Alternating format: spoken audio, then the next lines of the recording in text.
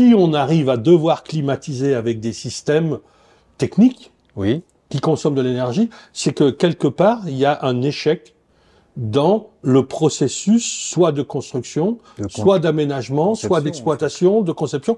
Et il faut essayer de corriger ça. Néanmoins, on se demandait si, en faisant une sorte de petite casquette, un brise-soleil, ça permettrait de préserver des rayons du soleil la façade vitrée. C'est plutôt une bonne nouvelle parce qu'on se disait peut-être qu'il serait nécessaire qu'on la fasse sauter et qu'on la remplace par un autre type de dalle.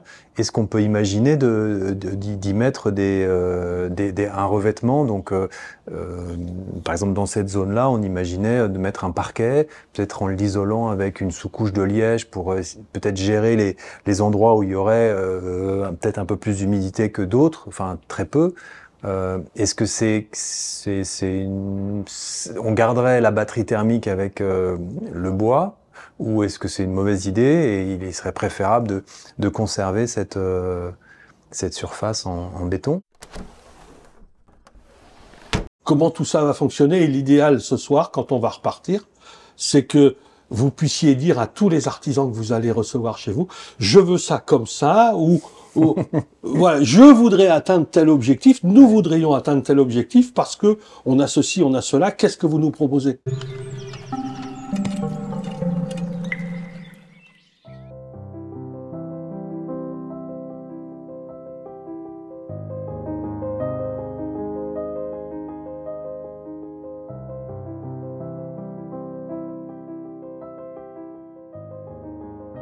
Bonjour, nous sommes à l'est de Paris, en Seine-et-Marne, chez Fabien et Nathalie, et nous sommes là pour analyser un bien assez peu courant, avec des spécificités qui lui sont vraiment propres, une orangerie.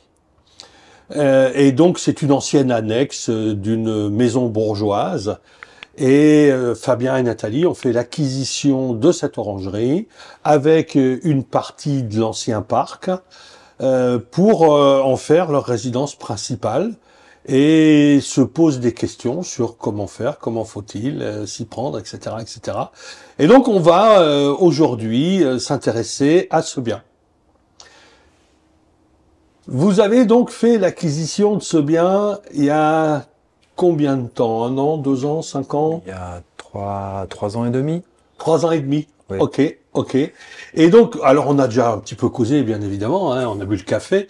Et donc, vous habitez déjà, enfin, au moment où vous avez acheté, vous habitiez, et je crois que vous habitez encore, dans un des appartements de la maison bourgeoise, parce que cette maison bourgeoise a été divisée, etc.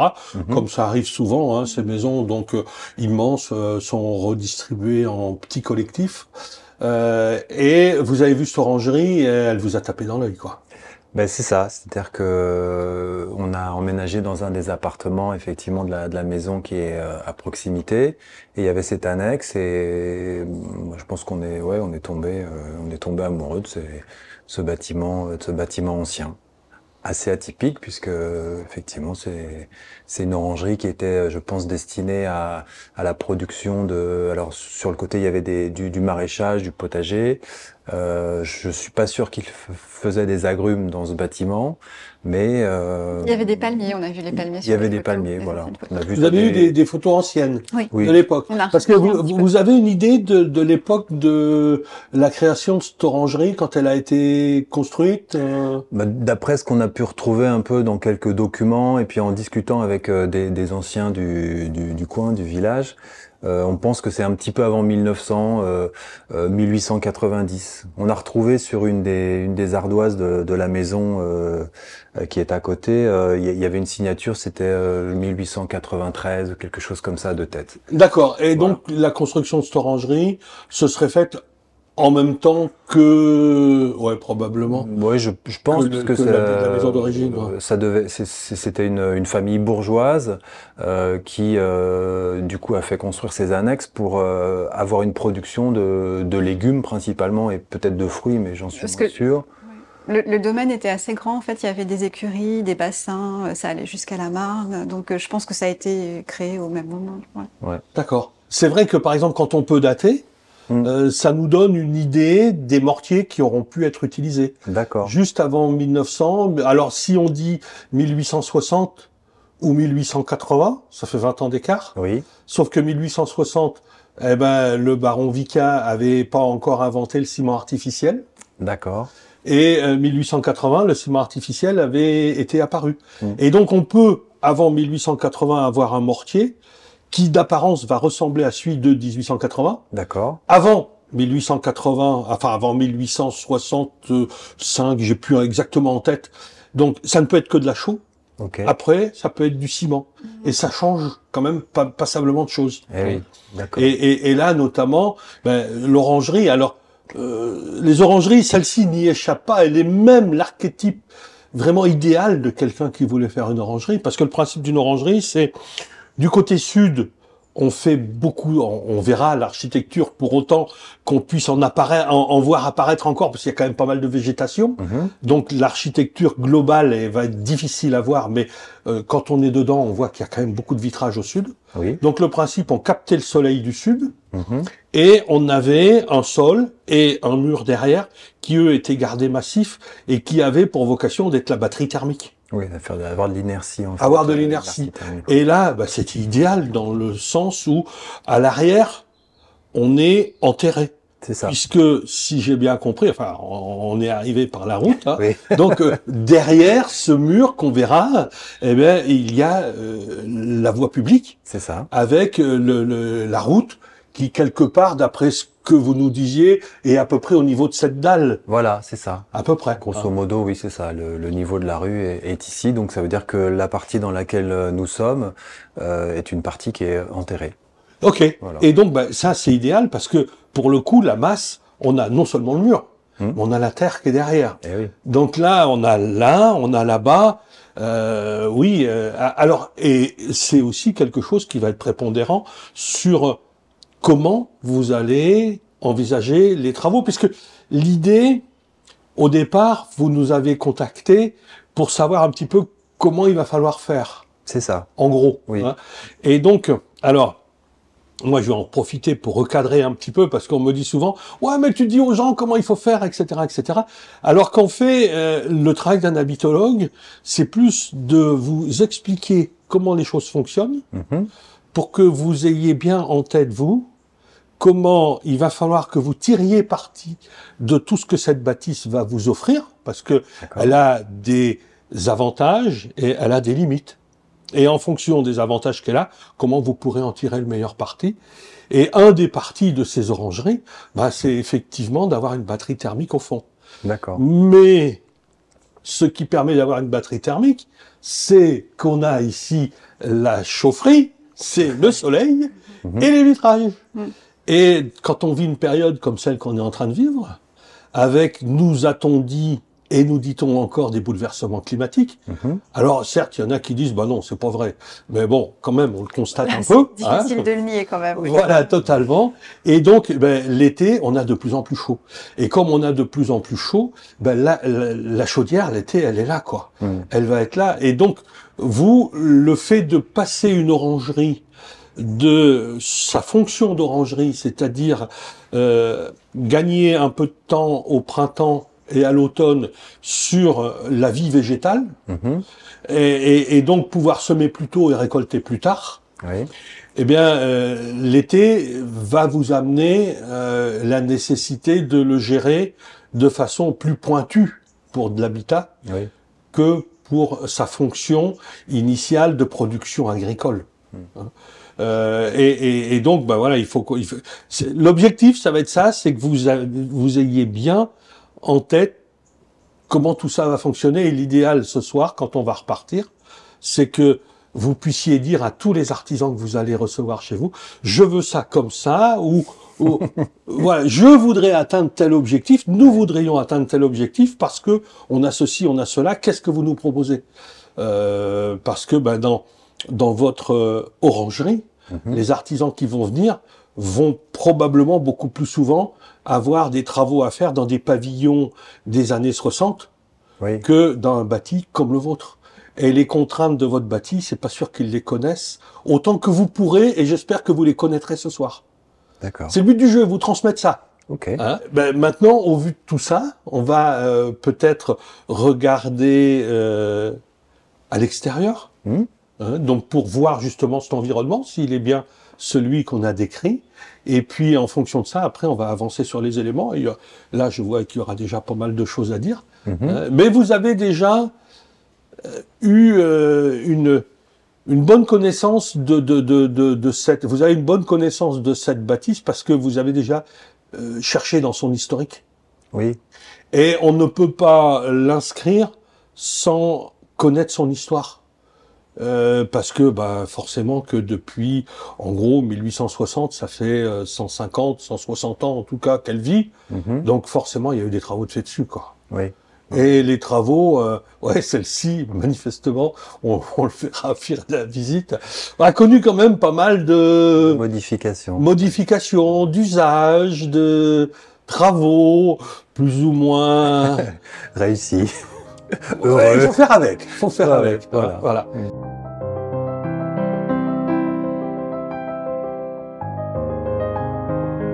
Oui, Il y a c'est deux ça, là, on est chantiers. un peu- Il y a celui de Nathalie qui est vraiment tout ce qui est l'extérieur et les végétalisations, et moi le bâtiment. C'est ça, voilà. Donc Nathalie, lorsqu'on est arrivé, c'était une friche, et du coup pour essayer dans un premier temps de comprendre un petit peu le lieu et puis d'essayer d'y vivre un petit peu pour voir comment justement il réagit sur une saison, on s'est intéressé, Nathalie principalement, sur la partie jardin. Moi, je Ouais. pouvais vraiment faire quelque chose dans le jardin. Le bâtiment, c'était plus difficile, donc voilà. Parce que le sol en béton, ça peut être, c'est parce que dans d'autres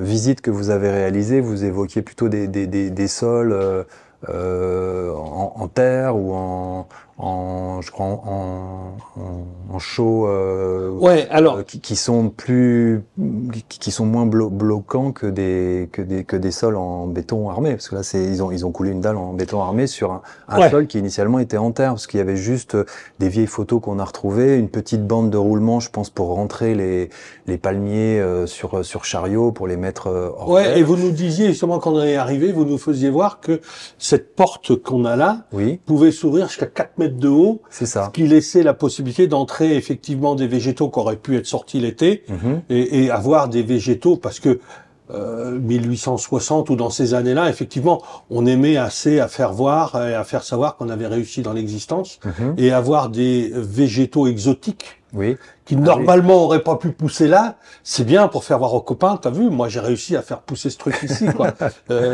Donc, et y compris des végétaux de grande taille et pouvoir les rentrer. Mhm. Donc, alors, la question a priori que vous vous posez, c'est à savoir si est-ce que une dalle béton Mhm. peut être un obstacle à la batterie thermique que pourrait être le sol. Oui. Alors, le sol, donc vous parliez d'étanchéification, etc. Alors, il y a deux notions. Il y a, est-ce que je vais pouvoir permettre aux remontées capillaires de s'évaporer, Mhm. de vivre leur vie. Ça remonte du tréfonds, il faut que ça puisse sortir. Et donc, là, effectivement, le béton est un piège.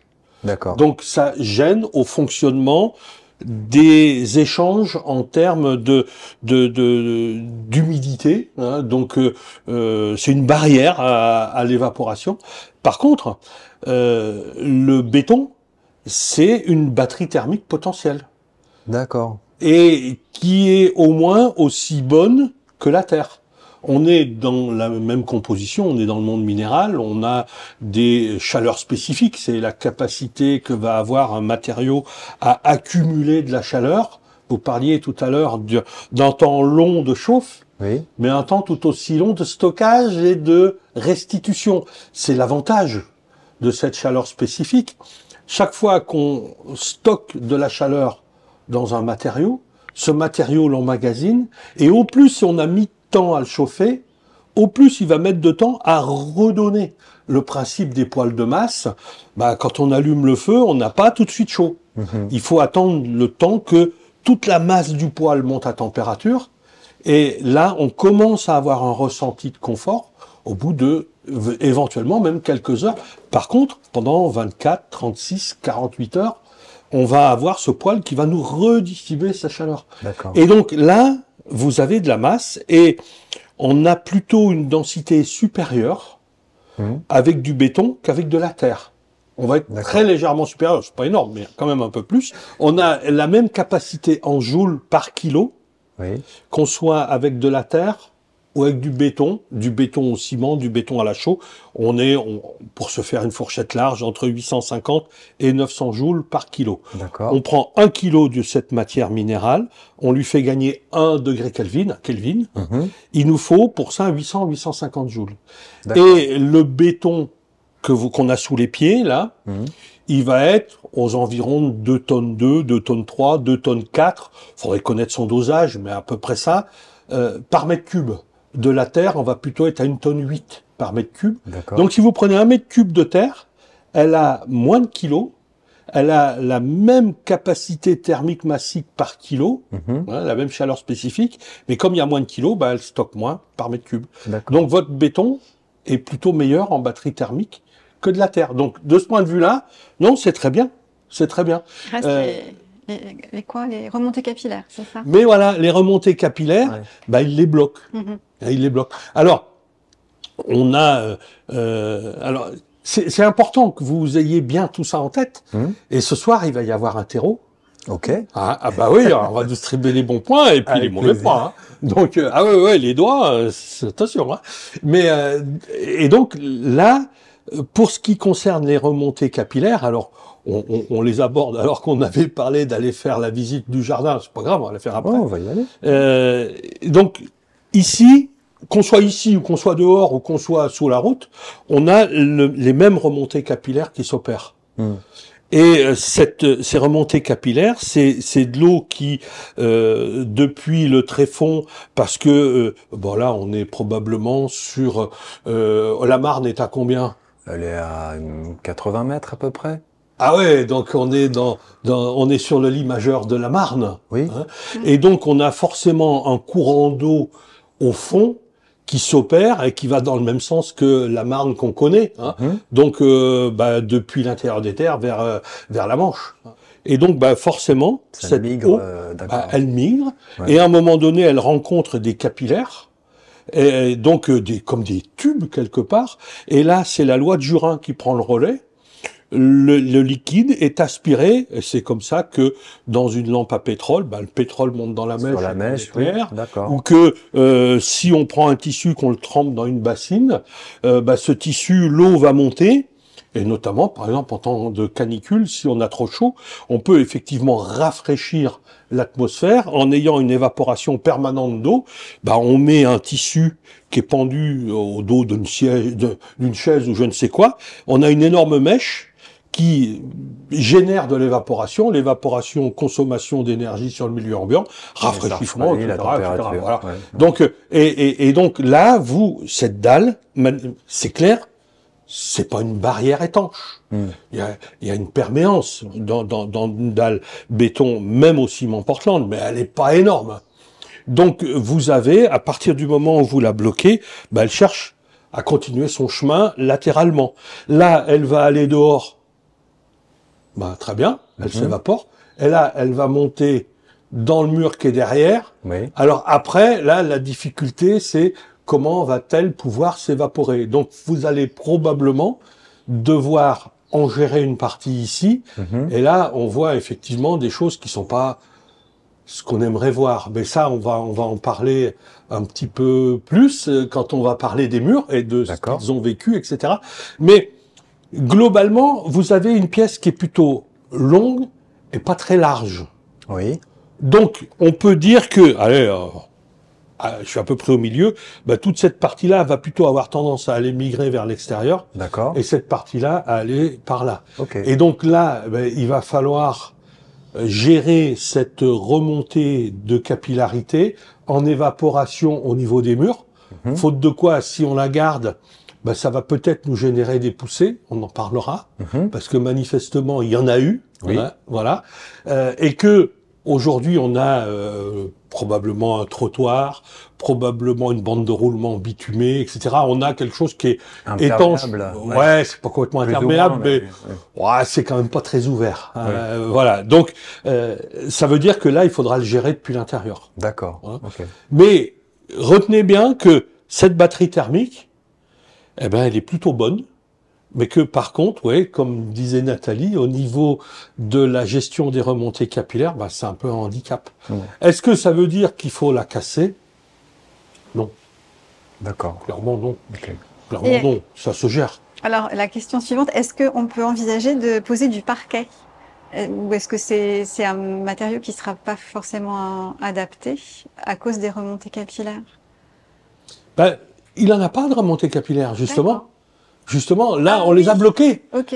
Donc, quelque part... ça peut pas... Parce qu'on a quand même constaté parfois qu'il y avait des... Il y a 2-3 endroits où... Oui, il y a des réminiscences, Ils avaient mis, par-dessus la dalle, ils ont mis un réagréage. Et on voit qu'à 2-3 endroits, ça a sauté. Et on se dit peut-être que c'est humide. Et comme il y a la présence de végétation sur les côtés, des arbres, etc., est-ce que à certains endroits, ça ramène plus d'eau, enfin de remontée capillaire qui passerait à ces endroits-là. Oui, il peut y avoir des endroits où ponctuellement, pour une raison X, parce que comment ils ont fait cette dalle si on l'a cassée, on n'a pas 30 cm de béton. Non, elle fait 10, 12, 10, voilà. 15, on va dire. Ouais. Et puis il y avait un peu de pierre dessous. Ils ont mis un lit de sable caillou. Ouais. Mais par contre, ils ont pas mis de polyane, enfin, ou de ce qu'on voit dans les maisons.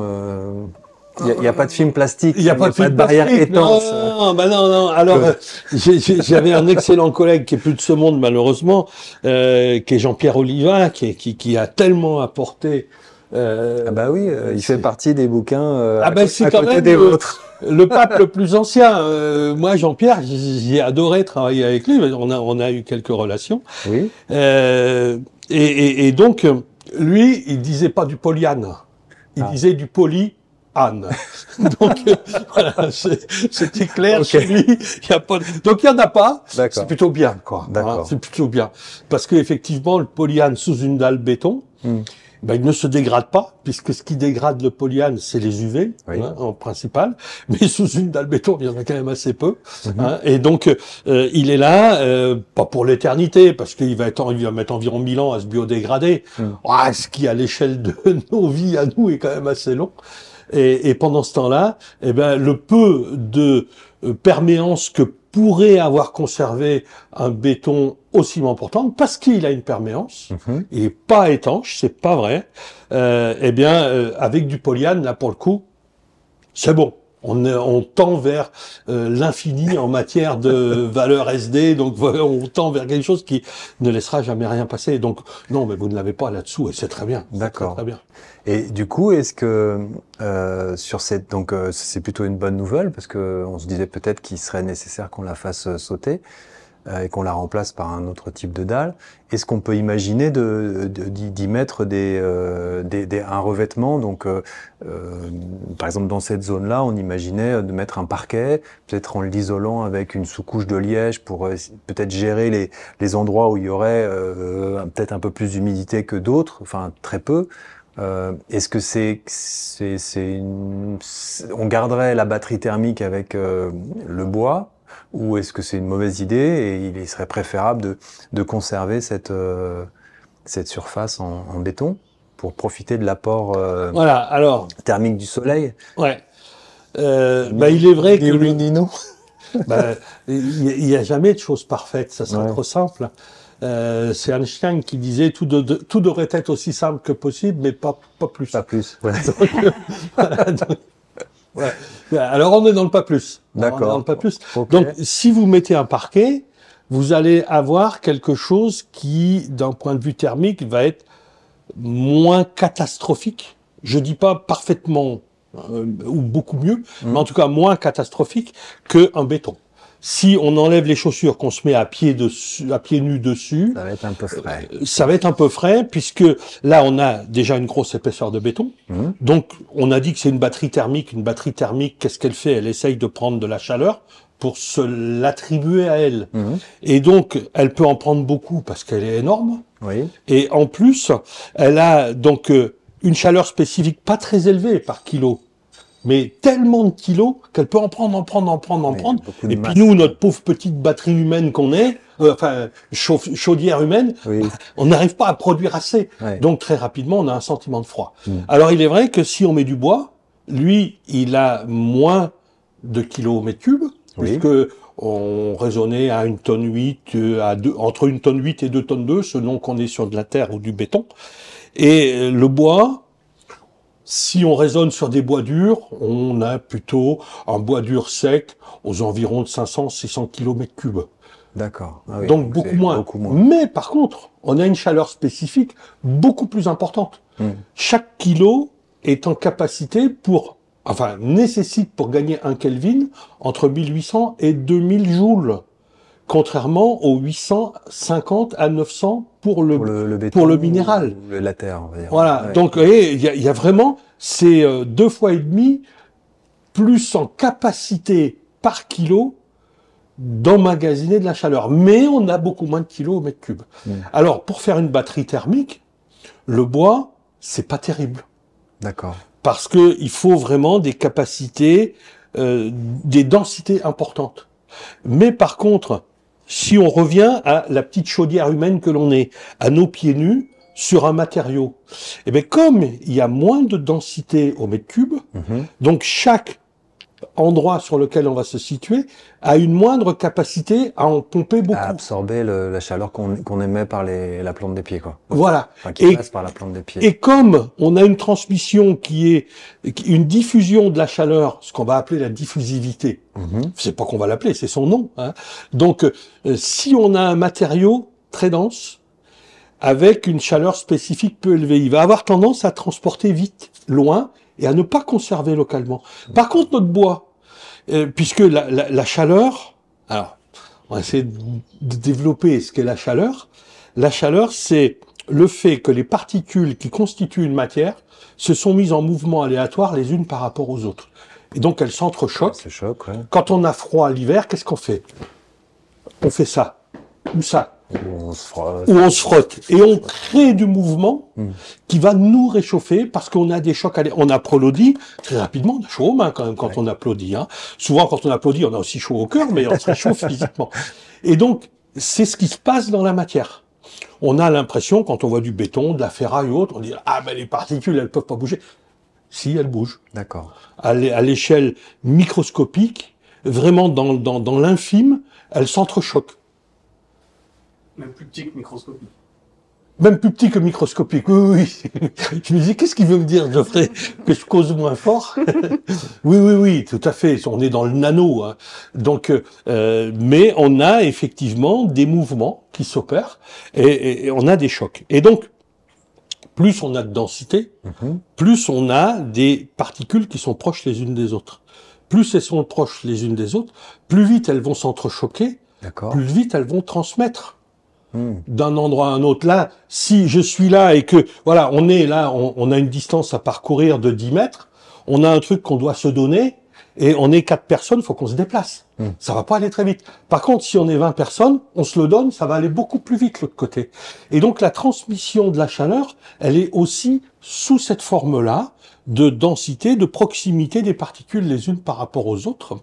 Et donc, dans du bois, on va avoir une chaleur spécifique plus élevée, donc chaque kilo peut en emmagasiner plus, mais la transporter lentement. Mhm. Donc si je suis là, avec ma petite chaudière que je suis, le bois, on dit, c'est un matériau chaud. Oui, il est chaud, mais parce qu'on l'a chauffé. Eh oui. Naturellement, il est à la même température que le béton qui est à côté. Sauf que le béton qui est à côté, quand je me mets là, ben, je vais en avoir pour un quart d'heure à lui faire gagner 1 ou 2 degrés en surface, et pendant ce temps-là, moi j'en ai émis, au tel point que mes terminaisons nerveuses me disent « Mais t'es dans l'inconfort, mon garçon, faut que tu fasses quelque chose. » Et si par contre je me mets là, que je suis sur du bois qui est à la même température, Mhm. au bout de 2 minutes, j'ai amené le bois à une température proche de ma voûte plantaire.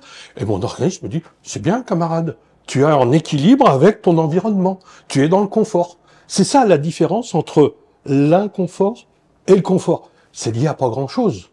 Et donc, dans ce sens-là, effectivement, du bois ici, bah, c'est plus confortable. ou moins inconfortable que du béton. Maintenant, si on veut aller dans le confort, si vous y mettez un tapis C'est ce que ou une j'ai- moquette, c'est encore plus rapidement dans le confort. Puisque on a une densité qui est encore moins grande Mhm. et un transport, une chaleur spécifique qui est à peu près identique. Donc, comme on a moins de densité, on va moins en prendre. C'est pour ça que des semelles en caoutchouc sur un sol froid, on a moins le sentiment de pied froid. Ou des tapis, parce que je parle tellement souvent des tapis, ben voilà, c'est Ah bah c'est là, de la vous êtes- physique. vous êtes Hein. bien Ah oui, tombé. je suis super tapis, j'adore le tapis. Voilà, Nathalie, donc des tapis partout. Alors Fabien, Presque. il est plutôt parquet bois et moi j'étais béton ciré et tapis, donc c'était là. Ouais. On est un peu Parce en qu'en bataille recouvrant là-dessus. avec, en imaginant de recouvrir cette batterie thermique qui peut être chargée par le rayonnement solaire, et puis s'il y a, il fait froid en hiver, un chauffage hydraulique, on va perdre la capacité, que ce soit avec du parquet ou des tapis, on va perdre la capacité de la batterie thermique qu'est le sol en béton. Claude? Et c'est magnifique. Qu'est-ce que j'ai à rajouter? Vous avez tout dit. Ok. Ben oui. C'était- En fait, c'est Il y là avait où un il point faut... d'interrogation à la Ben fin de oui, la phrase. et parce que effectivement, le bois, c'est pas un isolant en soi. On va le qualifier de retardateur. C'est à peu près tout ce qu'il est. Mais néanmoins, il est retardateur. Donc c'est vrai que ma batterie thermique, Ok. si c'est le soleil qui doit la chauffer, eh ben si j'ai du bois dessus, je vais chauffer moins. Ça c'est sûr. Mais quelle que soit l'interface que je vais mettre pour ne pas perdre les calories de ma voûte plantaire, Mhm. je vais de toute façon gêner la captation de la chaleur de ma batterie thermique. Maintenant, je vais la gêner, mais est-ce que je vais l'empêcher? Non, je vais la retarder et la ralentir. D'accord. Donc, selon ce que j'ai besoin de puissance pour charger, selon ce que j'ai, beau français, selon ce dont j'ai besoin pour charger ma batterie, je vais devoir peut-être attendre un petit peu plus longtemps. Est-ce que le temps m'est compté? Mhm. Pas forcément. Si on s'imagine que on va travailler sur si on étend sur le temps de fonctionnement, le problème aujourd'hui de notre approche thermique, c'est qu'elle est basée sur l'instantanéité. Oui. Alors qu'en fait, on se situe sur une linéarité de vie. C'est la grande différence entre un poêle qui a de la masse et un qui n'en a pas. Un qui a pas de masse, on achète un poêle à bois à bûche ou ce qu'on veut comme énergie, on s'en fout, c'est pas le problème. Notre poêle pèse 50 kilos, on a une puissance de chauffe de 10 kWh. Ben, il est clair que j'allume ce poêle, un quart d'heure après, à 1 mètre du poêle, il fait bon, de, quoi. de confort, Hein, quoi. hein. Oui, ouais. Si j'ai un poêle de masse qui fait 2 tonnes ou 3 tonnes, il a le même 10 kWh de puissance, bah, avant que j'ai chauffé mes 2 tonnes ou 3 tonnes, il va falloir que je rentre dans le foyer quand même pour avoir chaud. Hein. Donc, mais si par contre j'ai la bonne idée d'entretenir ma masse, et le soleil, on n'a pas besoin d'être là pour l'allumer le matin. Le poêle de masse, faut être là pour mettre du bois. Une fois tous les 24 heures, une fois tous les 36 heures, une fois tous les 15 heures, peu importe selon le dimensionnement qu'on en a fait et selon ce qu'on brûle dedans. Mais il faut quand même l'alimenter. La chaudière, là, elle fonctionne toute seule. Tous les matins, elle s'allume. Donc, alors après, la difficulté, c'est est-ce que cette chaudière va s'allumer quand j'en ai besoin?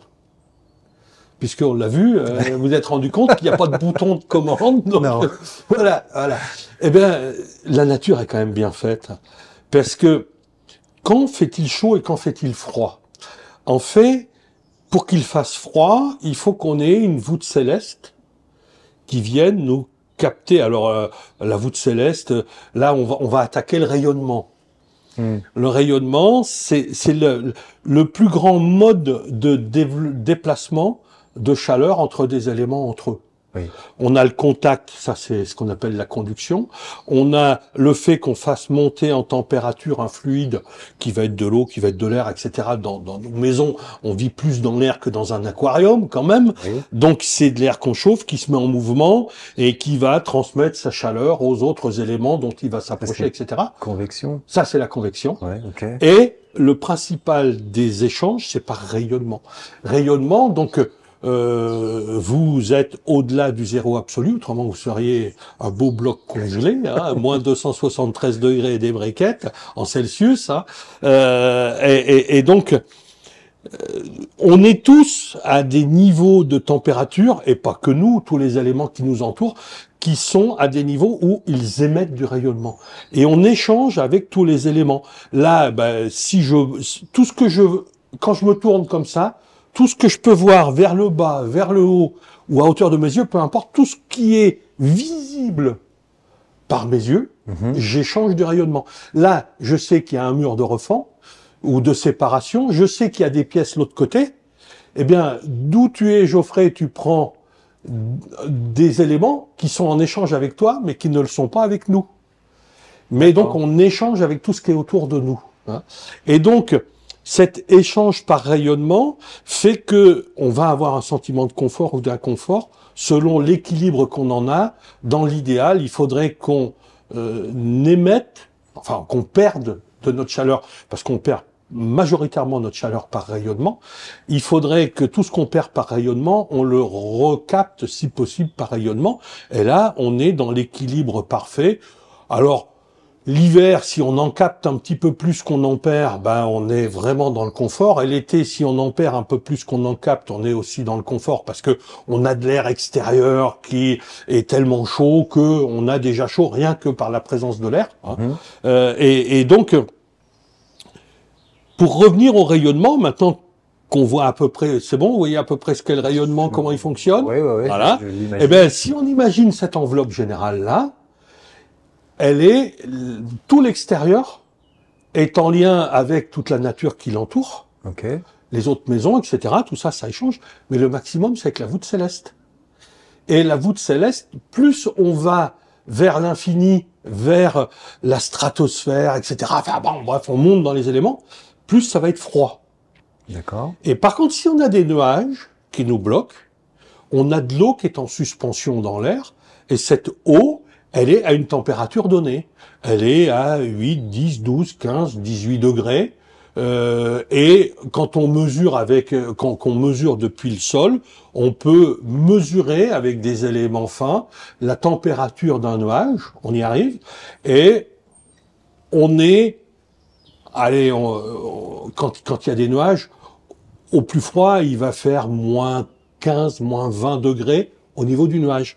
Et donc, ce nuage, la nuit, quand il n'y a pas le soleil qui vient réchauffer les éléments, hein, eh bien, donc, je vais avoir peut-être que le dessus de ma dalle, peut-être que les vitres, etc., vont être à 15 degrés. Si j'ai moins 20 là-haut, j'ai une déperdition. D'accord. Mais par contre, si j'ai pas de nuage, je vais peut-être être à moins 50, moins 60, moins 80 degrés. J'ai donc un delta qui est beaucoup plus important.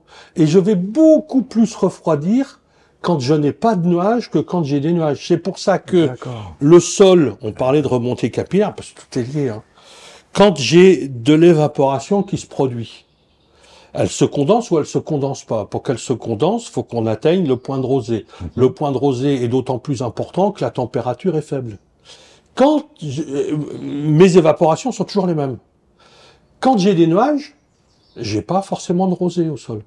Par contre, quand je n'ai pas de nuages et que j'ai un refroidissement par l'échange avec la voûte céleste plus important, mon sol se refroidit plus. Et à un moment donné, eh bien, dans l'épaisseur de mon herbe, j'ai une température qui est pile celle qui va générer le point de rosée. Et là, bah, je vais avoir des rosées le matin. Et si je vais dans les pâtures, bah, je vais ramasser des petits roses. Voilà, parce qu'ils auront poussé grâce à cette humidité, voilà. Mais si, par contre, on revient à est-ce que je vais avoir besoin de beaucoup de chaleur? Si j'ai des nuages, je perds moins dans la journée. Ouais. Mais par contre, j'ai moins besoin aussi de chauffer dans la journée. J'ai moins perdu. Donc j'ai moins besoin de chauffer, et donc c'est moins grave si ma chaudière est pas là. Par contre, si j'ai perdu beaucoup dans la nuit, parce qu'il n'y a pas de nuages, dans la journée, ma chaudière s'allume. Et donc ça fonctionne bien, tout seul. Ok. Donc c'est pas mal foutu quand même. Hein. Pas mal. C'est pas mal du foutu. tout. Hein. Ouais. Alors bon, on n'a pas le réglage fin. C'est vrai on règle pas dans l'instantanéité, mais il y a assez de masse ici pour pouvoir imaginer qu'on va stocker. Hein. D'accord. Voilà. Et puis, si à un moment donné on a trop de chaleur, bah on se déshabille un peu, mais au moins on n'aura pas du 25 degrés à l'intérieur qui va nous inciter à vivre en t-shirt et petites culottes alors qu'on est l'hiver et qu'il fait -5 dehors. Mhm. Bah, j'ai pas consommé d'énergie pour ça. C'est le soleil qui m'a trop chauffé. C'est pas dramatique. Ça va. Ça va. Ouais. On n'a pas bouleversé, on n'a pas On a généré. utilisé une Des- ressource pour se chauffer. Bah voilà. Et on n'a pas émis de gaz à effet de serre pour produire de la chaleur, etc., etc. Donc on est dans la vertu. Donc c'est plutôt vertueux, c'est ce que je ouais, C'est je plutôt pensais. vertueux. Voilà. D'accord. Hein. Ok. Donc, non, cette batterie, elle est intéressante, ouais. Intéressante. Et vous, pour rappel, hein, c'est tac, clac. Hein. Parce que l'été, bah, vous allez chauffer beaucoup. Voilà, on est Par plus contre, haut. on est au sud, donc on va pas chauffer énormément. Mhm. Hein. Et donc, là, globalement, tiens, pour voir si le particulier que vous êtes n'a pas déjà la solution dans sa tête.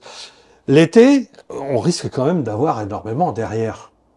Ouais. Ça. On s'est posé la question. Et est-ce que vous avez déjà imaginé des solutions? Alors on en a une qui est en fait très simple et on n'a rien inventé, c'est que comme c'est une orangerie et des serres, on a cherché un peu, on a cherché un peu des photos, des informations, et on s'est aperçu que les personnes qui font de l'horticulture, ils utilisent à l'extérieur de leur serre, quelle qu'elle soit, même des serres modernes, des tissus, des occultations à l'extérieur, pour éviter que le soleil passe au travers de la vitre et vienne réchauffer l'air intérieur. Et donc on a vu que je pense à la grande époque des serres, 1900 et compagnie, qu'ils utilisaient des sortes de canisses, enfin des petites lattes de bois en treillis qui se roulaient, donc ils pouvaient les manipuler à distance pour venir recouvrir les toitures vitrées, etc. Et en fin de compte, en regardant la verrière, la façade vitrée de l'orangerie, on s'est aperçu qu'en haut, il reste quelques vestiges de poulies. Et donc, assez facilement, on s'est dit, probablement qu'ils hissaient avec ces poulies des occultations. Alors, soit ces petites lattes de bois, soit peut-être, et donc, un été où il a fait assez chaud, on a testé sur la moitié de la maison. Ici, on a trouvé des bâches blanches pour empêcher que le soleil passe au travers des... Et l'autre côté, on l'a laissé tel quel. Et il y a une différence vraiment folle, quoi. Notoire. Ah oui, c'est vraiment... Même si, l'air communiquait, on n'avait pas séparé les deux parties à l'intérieur. Oui. On s'est vraiment aperçu. Mais c'est là qu'on se rend compte que la convection, qui est le mouvement de l'air, c'est pas grand-chose. Ça a généré oui, un peu. Mais non, c'était pas... Vous l'avez quand même ressenti, oui. Alors qu'on est dans une même pièce. C'est vrai. Donc c'est bien que le rayonnement l'emporte sur la convection. D'accord. Et où c'est dommage, c'est que tout. Alors, je dévie un peu, mais notre paradigme actuel, c'est pour être bien, il faut être dans un air à température confortable, à une température de confort. Alors là, c'est la première ânerie, parce que ça n'existe pas, la température de confort, c'est les conditions générales de confort. Oui. Et donc, qu'est-ce qu'on fait pour gérer notre confort? On nous a habitués depuis des lustres à mettre un thermomètre qui mesure la température de l'air. Oui. Alors qu'en fait, pas que ça. Comme vous le dites, il n'y a pas que ça, non? Il y a plein d'autres choses. Un peu l'hygrométrie aussi, peut-être. Il y a l'hygrométrie d'une part, et puis, vous l'avez dit, le rayonnement. Et le rayonnement, lui, il est quasi instantané. Et on est en échange permanent. Et au lieu d'avoir un thermomètre qui mesure la température de l'air, dont l'avantage, c'est que c'est pas cher, on le prend là, ça nous donne la température, c'est parfait, quoi. Bah oui, c'est parfait pour mesurer quelque chose qui n'est pas le plus important. Si au lieu d'avoir un thermomètre de mesure de la température de l'air, on avait un thermomètre qui mesure la température de surface, parce que le rayonnement, c'est là où c'est le plus facile de mesurer ce qu'il fait. Je mets un élément, il est éclairé par le soleil, en combien de temps monte-t-il la température par rapport à un autre qui, lui, n'est pas éclairé? Et là, on mesure la température. du matériau lui-même, de l'élément lui-même. Et on a des petits appareils qui s'appellent des thermomètres laser. Ah, c'est ça, les appareils qui Bah permettent ouais, de faire ça vaut 30 euros. Made in Chine. à Bon, distance. ok. Ouais. Mais qu'est-ce qui n'est pas fait en Chine aujourd'hui, hein, voilà, malheureusement. Mais donc, ces petits appareils à distance vous mesurent la température de surface Ok. de l'élément contre lequel votre point lumineux, parce qu'on a un point qu'on vise et on voit ce point, Ok. ce point là où, alors bon, ça mesure une surface. Hein. D'accord, ouais, ouais. Ça Et fait certains une éléments, moyenne. certains appareils ont même carrément plusieurs LED qui nous déterminent, qui nous indiquent quelle température de surface on est en train de mesurer, sur quelle surface. D'accord. On a une matérialisation de la surface dont on analyse la température. Et là, on a effectivement, et si vous aviez eu ce matériel, eh bien, vous auriez pu mettre de telle sorte à ce que le rayon lumineux, là où il n'y avait pas de protection, vienne le chauffer, et un autre appareil derrière, situé de la même manière, mais qui, pour le coup, n'aurait pas reçu le rayonnement lumineux, et vous auriez mesuré la température des deux, et vous auriez vu une différence monstrueuse. Enfin, monstrueuse, en tout cas une différence notoire, ça c'est certain. Ça, c'est vraiment une notion qu'on n'avait pas du tout, là, le rayonnement, ce que vous venez de développer, d'expliquer. Moi, c'est quelque chose que j'avais pas du tout en tête. Enfin, vraiment, c'est vraiment, ça me donne envie de trouver cet appareil pour ça vaut 30 euros. pour tester. Bah, C'est fou, on va hein. en trouver un et on va regarder. Ouais. Je sais pas si t'as pris le tien. Non, moi non plus. J'ai pas pris le mien. Attendez, vous vous déplacez sans votre. On a honte. Vous avez pas ça dans honte. votre sac à main, non mais. Les Ah, gars, ça c'est va fou, pas. ça, c'est fou. Mais c'est vrai que sur une maison qui est en état de chantier, on voit pas grand-chose avec le thermomètre. Non, on voit pas grand-chose. Donc autant quand on est dans de l'ancien qui est occupé, où les gens nous disent qu'est-ce que vous pensez qu'il faudrait qu'on fasse, Oui. bah là effectivement on mesure quoi. Ça vous permet d'avoir des indices pour Oui, réfléchir. et de faire voir à des gens que finalement dans une pièce où ils ont une température très élevée, ils ont un sentiment de confort qui est là avec une température de surface qui pour X raisons peut-être est faible, mais ils sont obligés d'avoir une température d'air élevée, et on passe dans une autre pièce qui est beaucoup moins chauffée, mais on a le même sentiment de confort. On l'a pas mesuré, mais on l'a ressenti chez Pascal, une collègue et qui est aussi maintenant habitologue, et qui a rénové une maison ancienne. Oui. Et dans cette maison ancienne, il y a une partie à mur massif sur laquelle elle a fait un correcteur thermique de quelques centimètres de terre-paille ou de chaux-chanvre. Elle a testé les deux. Elle a le même résultat dans les deux cas. D'accord. Et elle a fait 5 mm, peut-être même pas, d'enduit terre dessus. Avec de la terre qu'elle a récupérée sur le terrain. Donc, et de la paille qu'elle a achetée chez le voisin. Okay. Et quand on est dans cette partie-là, à 19 degrés, voire moins, on est dans un sentiment de confort absolument extraordinaire. Et il y a une partie ancienne de sa maison qui avait été agrandie avec des parpaings, isolés avec du polyuréthane, donc X fois plus performante thermiquement a priori, dans laquelle elle est obligée de chauffer plus, et où elle nous dit, si vous revoyez cette vidéo, où elle nous dit avec ces mots de maman, quand je viens dans la chambre de mes enfants, le froid me tombe sur les épaules. Et en fait, c'est pas le froid qui lui tombe sur les épaules, c'est que elle échange du rayonnement avec des matériaux qui ont une diffusivité pas terrible, une effusivité pas extraordinaire, et donc ça lui prend ses calories sur les épaules, parce que bah ouais, ça c'est en contact direct, et elle a froid. Alors que l'air y est plus chaud. Mais les éléments dans lesquels elle est font que elle a plus de rayonnement qui lui est pompé et moins qui lui est renvoyé. Enfin, plus qui lui est pompé, non, mais on a moins de renvoi. Parce que ces matériaux émettent moins. C'est des matériaux un peu morts, issus de la pétrochimie par rapport à des matériaux puis surtout, ils sont vivants. Plus froids. Ils sont plus froids parce qu'ils ont une diffusivité qui n'est pas bonne.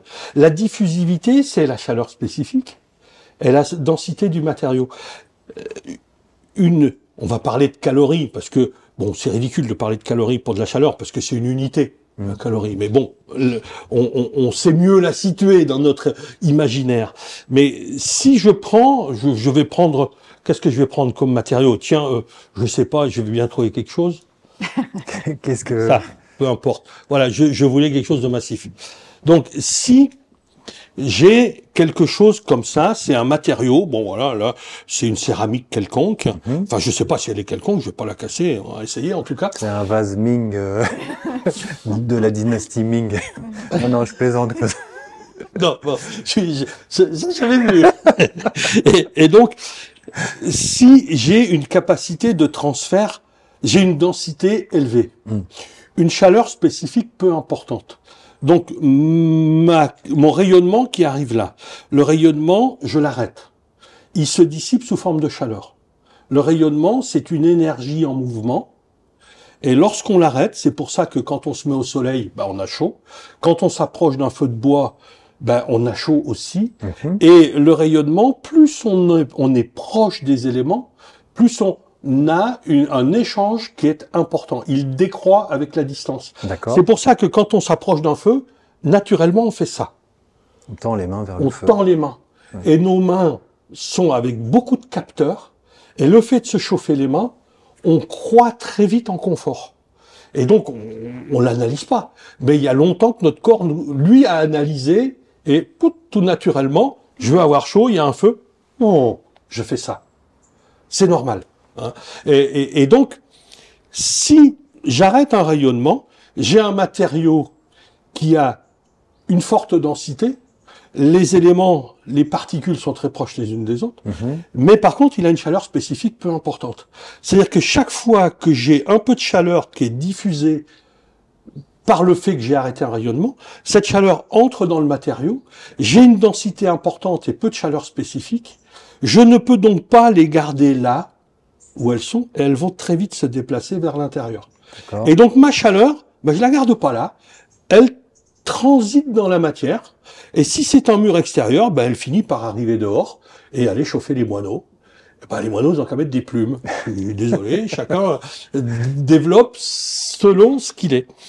Par contre, si j'ai un matériau qui a une chaleur spécifique supérieure, du bois, on en parlait tout à l'heure, hein, au lieu d'avoir un bloc de béton ou un bloc minéral, placo ou je ne sais quoi, ou brique, peu importe, qui a une chaleur spécifique faible et qui va très vite transporter vers l'intérieur et ne pas monter en température de surface, eh bien, je vais avoir tendance avec du bois qui a une densité plus faible, moins de capacité de stockage, mais un transfert moins rapide de la chaleur, donc une chaleur spécifique plus importante, ma chaleur, elle va rester de ce côté-là beaucoup plus longtemps. Elle reste du côté d'où elle est arrivée, là où j'ai arrêté mon rayonnement. Et donc, si je mesure ma température de surface, d'où l'intérêt de notre thermomètre laser, je vais peut-être mesurer 2, 3, 4 degrés de plus en température de surface, alors qu'en fait, j'ai par ailleurs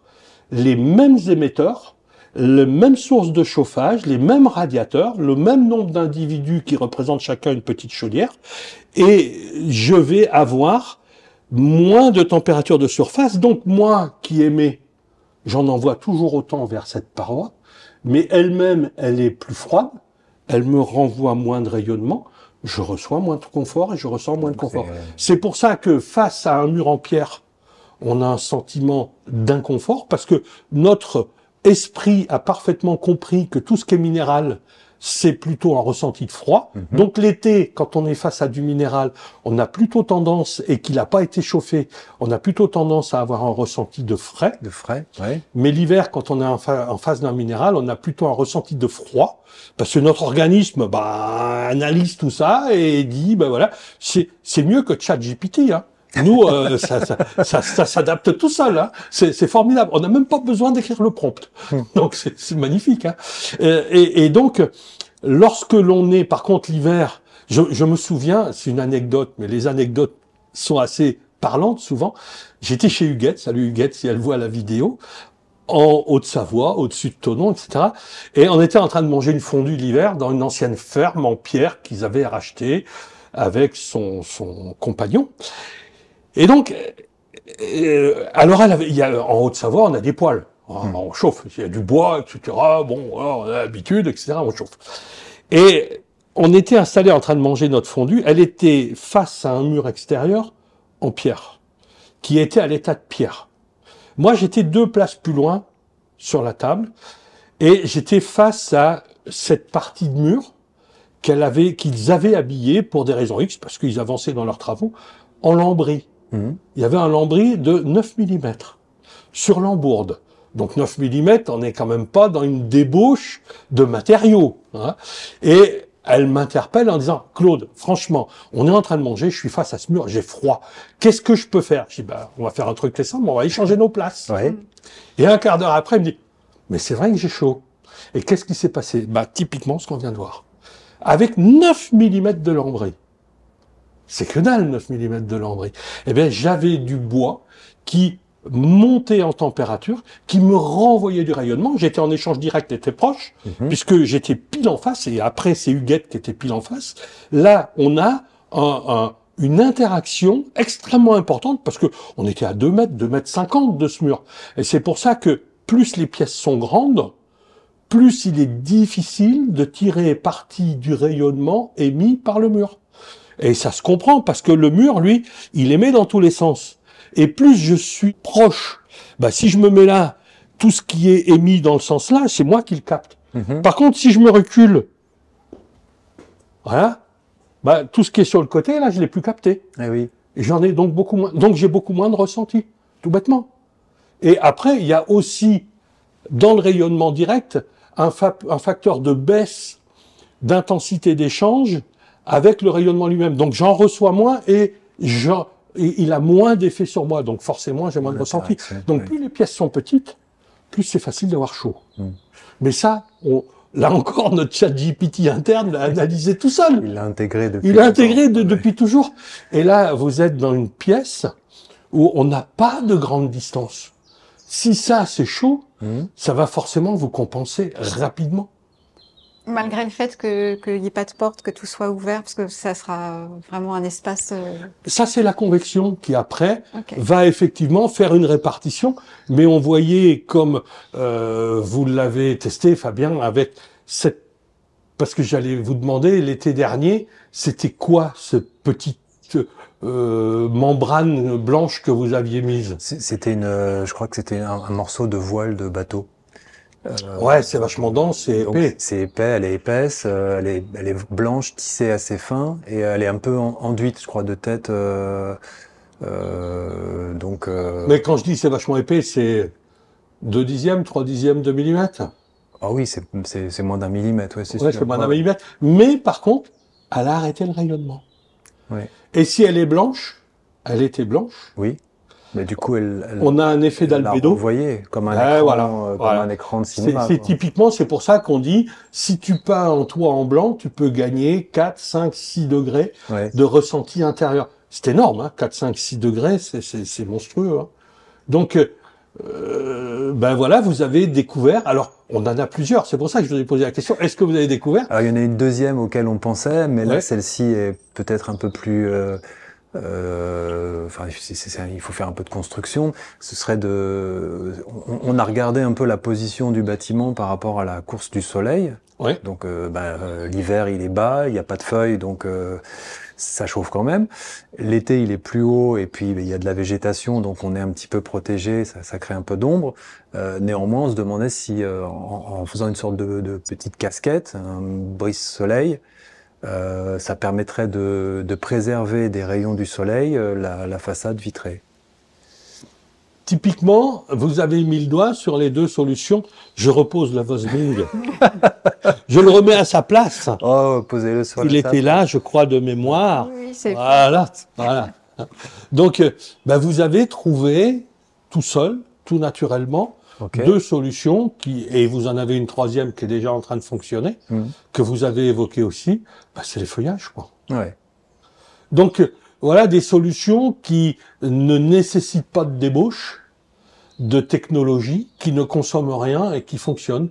Parce que autrement, effectivement, là, si vous arrêtez le rayonnement, vous allez donc l'empêcher de chauffer l'été. Oui. Et si vous n'avez pas fait ça, la solution qui est préconisée maintenant, de plus souvent, c'est de dire, bah, tu climatises, quoi. Ah non. Et pourquoi climatiser alors qu'on peut empêcher? Parce qu'en plus, la Bah. climatisation, elle n'a d'effet réellement, si c'est une climatisation classique, que sur l'air. Quand vous parlez de climatisation, Claude, vous parlez d'un appareil de climatisation, là. Bah ouais, ouais. Ah non, oui, mais non. bah non, c'est Non. c'est pour ça que je dis Parce toujours que- sous nos latitudes, si on arrive à devoir climatiser avec des systèmes techniques Oui. qui consomment de l'énergie, c'est que quelque part il y a un échec dans le processus, soit de construction, De con- soit d'aménagement, soit conception, d'exploitation, de conception. Il y a et il faut essayer de corriger ça. Parce que ce dont on s'est aperçu en faisant notre petit test avec la bâche d'un côté et pas de l'autre, c'est qu'aussi donc l'orangerie, la façade vitrée est exposée au sud et il y a deux portes de chaque côté qui sont à l'est et à l'ouest. En fait, on s'est aperçu que en les entrouvrant, ça crée un flux plus frais qui brassait l'air en fait dans le bâtiment. Les serres sont toujours avec un système de ventilation possible. Ouais. Systématiquement. Et donc, oui, c'est parce qu'à un moment donné, on peut monter trop chaud, ce qu'on disait tout à l'heure, on peut avoir trop chaud. Ben à ce moment-là, on ouvre, on laisse sortir. D'accord. Donc, et votre film, vous l'aviez mis à l'extérieur ou à l'intérieur? La bâche, Oui. à l'extérieur, il y avait un jeu d'air, enfin entre les deux. Bah vous verrez sur Ouais, non mais les vestiges des petites tout me va bien. petites poulies qui restent. Je pense que c'est ce qu'ils faisaient. Alors peut-être plus probablement avec leurs petites lamelles en bois qui devaient être peintes en blanc.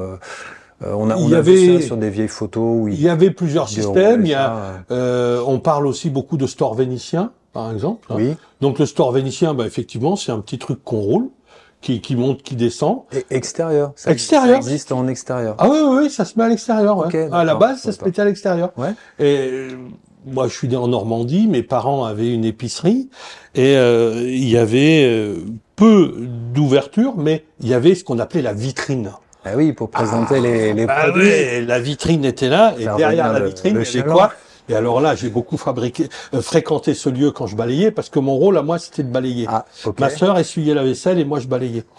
Et j'ai beaucoup fréquenté le lieu qui était derrière la vitrine où il y avait beaucoup de bonbons. Et les bonbons n'étaient oui. pas tous emballés. C'était Donc, pas inintéressant comme. bah non, et donc mais c'est pas rien, c'est un gros entraînement. Et d'apprendre à tourner le couvercle sans faire de bruit, en faisant du bruit avec le balai. Ah. Eh ben, c'est pas simple. Hein. Ah, ça Mais va, j'avais ça travaillé va. le sujet, donc je maîtrisais bien. Eh bien, c'était un petit store que mon père avait trouvé, je sais pas où, Oui. qu'il avait installé à l'extérieur. Ok. Elle était, dès 10 heures le matin, on baissait le store et les bonbons n'étaient pas collés, ce qui était beaucoup plus pratique pour les prendre. Eh oui. Les Faut pas se coquelicots, faire etc. choper, Il y avait des bonbons à l'époque, les bonbons, on avait ça des bonbons acidulés, Oui. donc ils étaient pas emballés, donc parce que quand ils étaient collés, c'était pas facile à prendre. Ah là, ouais, il fallait planquer la main au fond de la poche là. Ouais. Voilà. Donc, mais ça fonctionnait à l'époque et ça fonctionne très très bien, quoi. D'accord. Et c'est vraiment quelque chose. J'ai le souvenir, à 4 heures, 5 heures de l'après-midi, on les repliait, on les reroulait parce que il y avait une maison à côté qui faisait qu'on n'avait pas du tout le soleil couchant, quoi. D'accord. Hein. Qui Donc occultait le soleil sur le magasin, sur la vitrine. sur la vitrine, voilà, totalement. Et donc bah, ça fonctionne super bien, quoi. D'accord. Donc c'est des éléments très simples. On va creuser ça alors. Ok. Bah voilà, pourquoi chercher compliqué? Ça fonctionnait bien, quoi. Après, ce dont on s'est aperçu. Donc vous voyez, aussi, c'est- en fait, la visite d'un habitologue, c'est nul, parce que Pourquoi parce que vous avez déjà tout découvert. Non, absolument Oh non, pas. Mais il y a non, quand même un truc avec lequel je n'avais pas fait le lien. En fait, depuis tout à l'heure, vous parlez de rayonnement et donc de lumière et de lumière visible, donc de rayonnement. Et en fait, honnêtement, jusqu'à maintenant, j'avais pas fait le pont entre le confort, la chaleur, le frais, etc. et la lumière. J'avais pas capté ça. Alors l'été, Vous voyez? alors l'été, Même quand il n'y a effectivement, pas de soleil, c'est-à-dire le rayonnement d'un corps, quel qu'il soit, Voilà. qui est au-dessus des. parce que l'été, on voit que le 273 soleil arrive. et des plaquettes Celsius. Voilà. L'été, on voit le soleil qui nous arrive et on sait que se mettre au soleil, ça nous donne de la chaleur. C'est agréable. Ouais. Parce qu'on a arrêté le rayonnement. Bon, on n'analyse pas tout ça, mais notre chat GPT interne a bien compris comment ça marche. Et donc, l'été, c'est assez intuitif de se mettre face à un rayonnement, on te sent protégé. Mais l'hiver, effectivement, les rayonnements infrarouges qui nous intéressent, ben, on voit le feu dans le poêle, mais on ne sait pas forcément que tout ce qui constitue le poêle et qui nous envoie du rayonnement, c'est aussi de la source de confort. Et en fait, un poêle qu'on se mette devant ou qu'on se mette sur le côté, un gros poêle qui est bien chaud, on a le même bénéfice. Ouais. Donc c'est pas la lumière visible, c'est bien l'infrarouge qui nous est envoyé et qu'on échange. D'accord. Donc ouais, ça fait partie des choses. La révolution, c'est là qu'il faut qu'on l'amène. C'est expliquer aux gens que l'important, c'est d'être dans une humidité relative proche de 55%, et donc tout l'intérêt effectivement de qu'est-ce que je fais de ma dalle, est-ce que je la garde, est-ce que je la garde pas. Si je la garde et que j'ai aussi des remontées capillaires qui arrivent de derrière, je vais en avoir beaucoup. Comment je les évacue? Ben, on les évacue via une VMC, etc. Bon voilà, tous ces éléments-là sont bien évidemment à intégrer, et on a à intégrer que notre confort n'est pas lié à la température de l'air dans laquelle on est, qui ne sert pratiquement qu'à réguler l'humidité relative. Donc si j'ai une humidité relative trop élevée, je monte ma température, je vais faire baisser mon humidité relative et je vais ressentir de confort. Mais ça n'est pas parce que j'ai chauffé, c'est parce que j'ai fait baisser l'humidité relative. Et si je fais baisser l'humidité relative, non pas en chauffant l'air, mais en le renouvelant et en faisant entrer de l'air moins chargé en vapeur d'eau, j'aurai le même bénéfice. Ça coûtera beaucoup moins cher, ça polluera beaucoup moins. Et donc, par contre, pour avoir un ressenti de confort, il faut effectivement que j'ai des infrarouges, que je les capte. Et ça, c'est lié à la nature des matériaux, c'est lié à la colorimétrie, on le sait peu. Mais j'ai le souvenir aussi d'un salon que j'avais fait, où on avait donc une belle moquette bien foncée sur la tête. Parce que dans les salons, ils aiment bien nous faire des moquettes où on sait, voilà, il y a les moquettes où on marche et les moquettes des exposants. Donc elles sont pas de la même couleur. Et là, on avait une moquette quasiment noire où les gens devaient marcher, et on avait une moquette vert clair où on devait être, c'était un salon bio. Donc un salon bio, c'est vert clair. Forcément. Faut pas déconner. Oui, hein. ça, c'est Donc cool. on avait, voilà, on avait des moquettes vert clair. Et donc je faisais voir aux gens, je leur disais, regardez, vous voyez, là, il y a la lumière qui est la même partout. Et avec mon thermomètre laser, je leur faisais voir que la moquette noire était 2 degrés plus chaude que la moquette vert clair. Et en face, j'avais un tourneur sur bois. Ah, sympa. L'autre côté de l'allée. Et il avait tourné 2 coupes à fruits, une dans de l'olivier, une dans du poirier. Le poirier est presque blanc. Joli, hein. L'olivier est presque noir. Foncé, hein. Et donc, je leur disais, vous voyez, là, alors, je lui avais fait voir, je dis, est-ce que tu sais ce qui se passe, etc. Bah, pourquoi? Alors, je vais te faire voir. Bon, au bout de 1 heure ou 2 heures qu'on ait exposé le rayonnement, etc. Parce que le matin, quand on arrive, ça a été chauffé que la nuit par convection. Bon, bah, tout le monde est à la même température. Mais, au bout d'1 heure, 2 heures, la coupe à fruits noire était 2 degrés plus chaude que la coupe à fruits en poirier qui était presque blanc. Et alors qu'en fait, ils étaient côte à côte. Et poum, poum. Alors c'est intéressant parce qu'en médecine chinoise, en hiver, on porte du noir ou du bleu marine. Ben oui. Ben oui. Et donc, c'est vrai qu'on prend les vieux papiers peints. Alors, c'est vrai que moi j'en ai encore chez moi, c'est bien, une maison qui a été rénovée dans les années 60, j'ai des grosses fleurs, voilà. Mais c'est des couleurs marron, des couleurs d'automne. C'est chaud. Aujourd'hui, on a enlevé le papier peint et on a peint en blanc. On fait tout en blanc. On fait tout en blanc, tout lisse en blanc. Hein. Mais si je mesure avec les mêmes émetteurs de rayonnement à l'intérieur et la même température de surface, je mesure ma température de surface avec mon papier peint, 2 couleurs chaudes, je vais avoir 0,5 degrés plus. Alors on dit, 0,5 degrés. Ben oui, mais sur toute la surface, et cumulé à d'autres choses, c'est un ressenti de confort. Et, à nouveau, mon chat GPT interne analyse que c'est une couleur chaude. Enfin, on parle de couleur chaude, hein. Même si on n'en a pas effectivement la culture, ou on l'a perdu, on sait quand même ressentir Et notre organisme le ressent, et sans que on ait eu à écrire un prompt ou qu'on ait eu à l'analyser, on se sent mieux. On visite aujourd'hui des châteaux forts, des cathédrales, des églises, etc., où on nous présente les pierres à l'intérieur, et on est ébloui du travail des maçons du Moyen-Âge. Oui, très bien. Sauf que aujourd'hui, on a ça, et on a un sentiment de froid. Et autrefois, ils avaient jamais ça. Ils avaient toujours un surfaçage qui était fait. C'était peint aussi, peut-être. C'était, alors il y avait des enduits. Des peintures, des enluminures. Des enduits terre, beaucoup. Ah oui. Ben oui, parce que le plâtre, il faut cuire pour faire du plâtre. Donc c'est plus tard, oui. C'est beaucoup plus tard que c'est arrivé.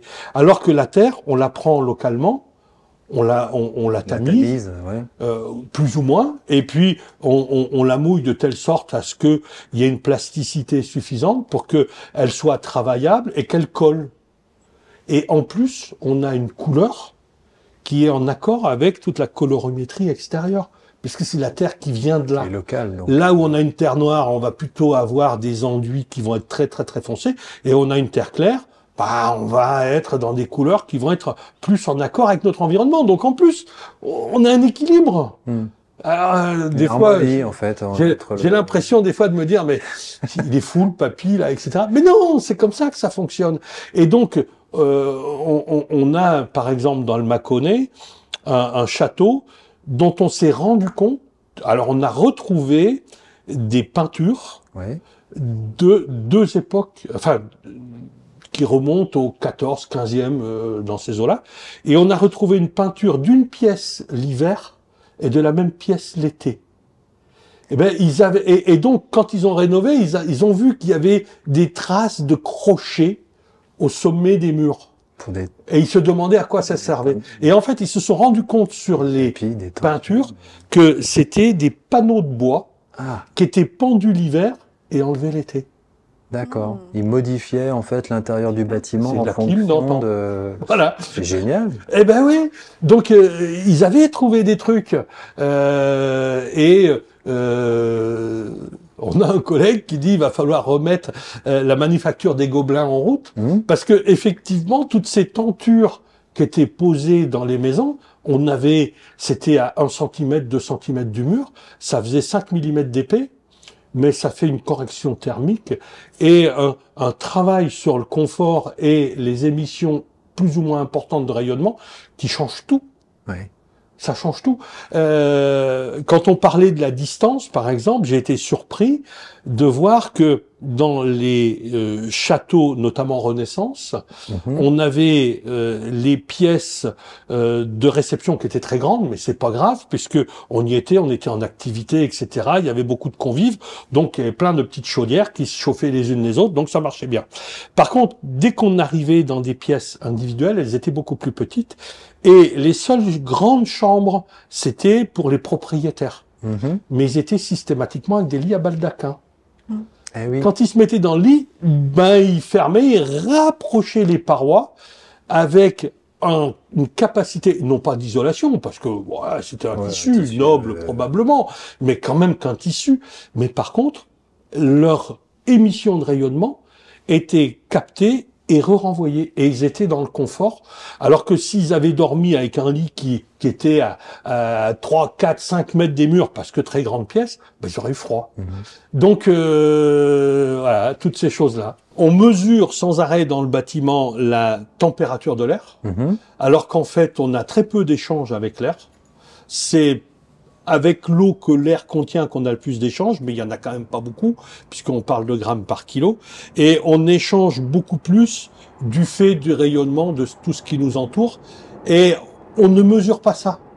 On est sans arrêt en train de mesurer la température de l'air, alors qu'en fait, elle sert plus à compenser l'humidité relative qu'autre chose, alors que tout se joue au niveau de l'échange qu'on a par rayonnement avec les éléments qui nous entourent, de la distance à laquelle on se situe des éléments qui nous envoient, puisque effectivement il y a un rapport entre la distance et l'intensité d'émission et de transformation en énergie. Plus on s'en éloigne, plus on perd. Il y a une formule qui tient compte du carré de la distance, je crois, mais on va pas rentrer dans les formules, c'est pas l'objectif. Plus on en est loin, plus le rayonnement décroît en intensité de nous réchauffer. Plus, Eh oui. on le sent, il y a un feu de bois, plus on s'en approche, plus on a chaud. Et c'est pas la température de l'air qui aura changé, parce que si on se balade avec un thermomètre à 2 mètres d'un feu ou à 10 mètres d'un feu, on aura à dépouiller à peu près toujours la même température de l'air. Par contre, nous, on aura un ressenti qui sera totalement différent, quoi. Et donc, il faut, on ne suit pas, on ne poursuit pas le bon objectif. Ça veut pas dire qu'il faut pas limiter les fuites. Chose qu'on fait aujourd'hui. Aujourd'hui, on dit, il faut qu'on chauffe de l'air, il faut que l'air reste à une température déterminée, comme il baisse en fonction, sa température baisse en fonction des fuites de chaleur qu'on a dans les parois, il faut qu'on compense pour limiter les fuites de chaleur. C'est une piste. Mais nous, on dit, au lieu d'avoir cette piste unique, on dit pas qu'il faut l'abandonner, on dit, travaillons aussi sur la capacité que va avoir la paroi à nous renvoyer du rayonnement. En gros, c'est, je ne me soucie pas que de la quantité de chaleur que j'ai à ma disposition, mais comment cette chaleur je l'exploite et quel service elle me rend.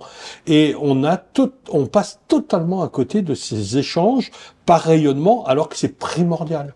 Donc on devrait s'orienter là-dessus, s'habiller plus pour perdre moins, et puis avoir des matériaux qui ont une capacité à capter de la chaleur, à la garder, donc avec une diffusivité importante, de façon à garder la chaleur du côté d'où elle est arrivée.